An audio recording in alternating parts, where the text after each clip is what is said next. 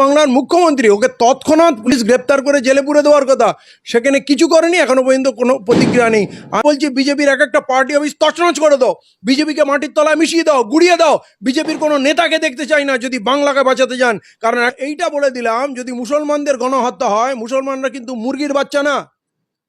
তার পাল্টা কি হবে আপনারা বাজুন। মরলে একা মরবো না, মরলে দুজনই মরবো। বাংলায় যদি সম্প্রীতির বাংলা, দুজনে হাসছি, আর যদি দুঃখ আসে কাঁদতে হয় তাহলে দুজনকেই কাঁদতে হবে। অভিনেতা মিঠুন চক্রবর্তী এক মঞ্চে বক্তব্যে গিয়ে বললেন, মুসলিমদের কেটে ভাগীরথীর জলে পুঁতে দেওয়া হবে। এই বক্তব্যে আপনি কি বলবেন? আমি তো শুনে হতবাক। সিনেমার ডায়লগে স্ক্রিনে অনেক কথা বলে, চলো সেইগুলো, তাতেও ভয়ঙ্কর দৃশ্য হলে, ভয়ঙ্কর বক্তব্য হলে সেন্সর বোর্ড কাট করে। কিন্তু এখানে কোনো সেন্সর বোর্ড নেই। স্বয়ং হোম মিনিস্টার অমিত শাহ বসে আছেন, এই কথার মজা নিচ্ছেন।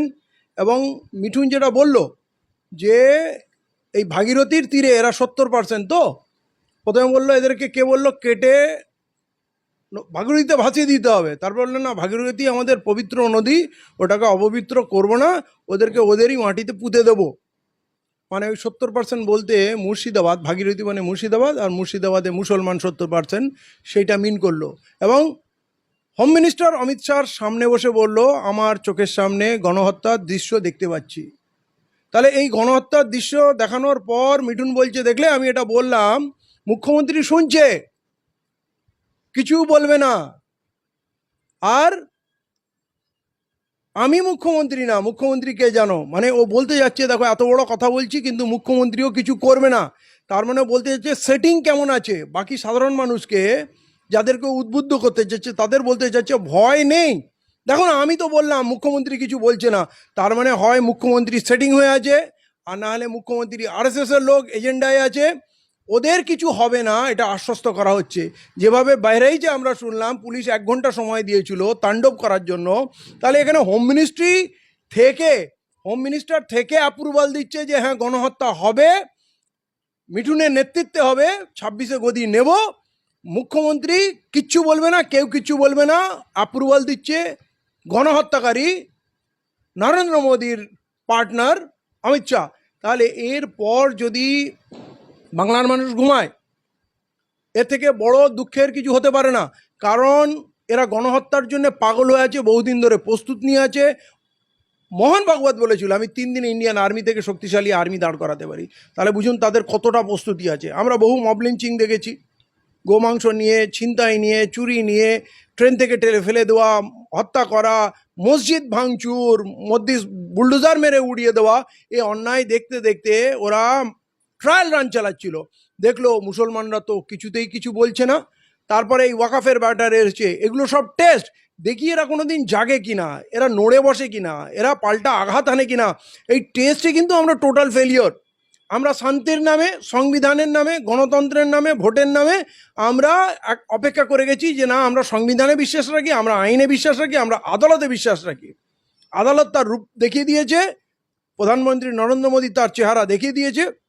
এখন অমিত শাহ অ্যাপ্রুভাল দিয়ে গেল গণহত্যার, এবং পশ্চিমবাংলার মুখ্যমন্ত্রী, ওকে তৎক্ষণাৎ পুলিশ গ্রেপ্তার করে জেলে পুরে দেওয়ার কথা, সেখানে কিছু করেনি, এখনো পর্যন্ত কোনো প্রতিক্রিয়া নেই।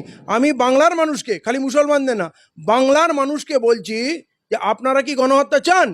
এইটা বলে দিলাম, যদি মুসলমানদের গণহত্যা হয়, মুসলমানরা কিন্তু মুরগির বাচ্চা না। তার পাল্টা কি হবে আপনারা বাজুন। মরলে একা মরবো না, মরলে দুজনই মরবো। বাংলায় যদি সম্প্রীতির বাংলা, দুজনে হাসছি, আর যদি দুঃখ আসে কাঁদতে হয় তাহলে দুজনকেই কাঁদতে হবে। এখানে মুখ্যমন্ত্রী কিছু বলছে না, হোম মিনিস্টার অ্যাপ্রুভাল দিচ্ছে, বাংলার মানুষ এর বিরুদ্ধে গর্জে উঠবে, ঝাঁপিয়ে উঠবে। আমি তো বলছি বিজেপির এক একটা পার্টি অফিস তছনছ করে দাও, বিজেপিকে মাটির তলায় মিশিয়ে দাও, গুড়িয়ে দাও, বিজেপির কোনো নেতাকে দেখতে চাই না যদি বাংলাকে বাঁচাতে যান। কারণ একটা মনে রাখবেন, ওই যে বলছে না মুসলমানদের মুর্শিদাবাদের 70% মাটিতে পুঁতে দেবে, তাহলে মুর্শিদাবাদ শুধু না পুরো ভারতবর্ষে মুসলমানরা আছে, কিন্তু মরার আগে মুসলমানরা লড়বে, মরলে একা মরবে না, ক্ষতি সবাইয়ের হবে। আপনারা কি চান ভাবুন। এতদিন আমরা ধৈর্য ধরে বসে আছি যে দেশে গণতন্ত্র আছে, ভোট আছে, আইন আছে, আদালত আছে, কিন্তু যদি হোম মিনিস্ট্রি ডাইরেক্ট বসে অ্যাপ্রুভাল দেয় গণহত্যার, তাহলে কিন্তু আমাদেরকে লড়ার জন্য তৈরি হতে হবে। কেঁদে লাভ হবে না, লড়তে হবে, তাতে মরবো, কোনো অসুবিধা নেই। কারণ এইটা যখন মুখ্যমন্ত্রী অ্যাপ্রুভাল দিচ্ছে, এই ঘটনা ঘটে 72 ঘন্টা হয়ে গেছে, মুখ্যমন্ত্রী তার বিরুদ্ধে কোনো আইনি পদক্ষেপ নেয়নি, তার বিরুদ্ধে কোনো এফআইআর হয়নি, সুমোটো কেস লাগু হয়নি। সুপ্রিম কোর্ট আরজি করের কেস নিয়ে সুমোটো করে, আর এখানে গণহত্যার কথা বলছে। সুপ্রিম কোর্ট কোথায়? সুমোটো হচ্ছে না কেন? অতএব এবারে মানুষকে, বাংলার মানুষকে বিচার করতে হবে, আমরা হিন্দু মুসলমান মিলেমিশে থাকবো নাকি গণহত্যার খেলায় আমরা নেমে যাব। এই ভয়ঙ্কর দিন বাংলার মানুষকে ঠিক করতে হবে যে আমরা ওই দিনের অপেক্ষা করব নাকি এদের তুলে উপড়ে বাংলা থেকে ফেলে দেবো। এই অমিত শাহকে বাংলায় ঢুকতেই দেওয়া উচিত না। এরা আসামকে বরবাদ করেছে, এবারে বাংলাকে জ্বালাতে যায়। অতএব বাংলার মানুষকে কিন্তু ডিসিশন নিতেই হবে।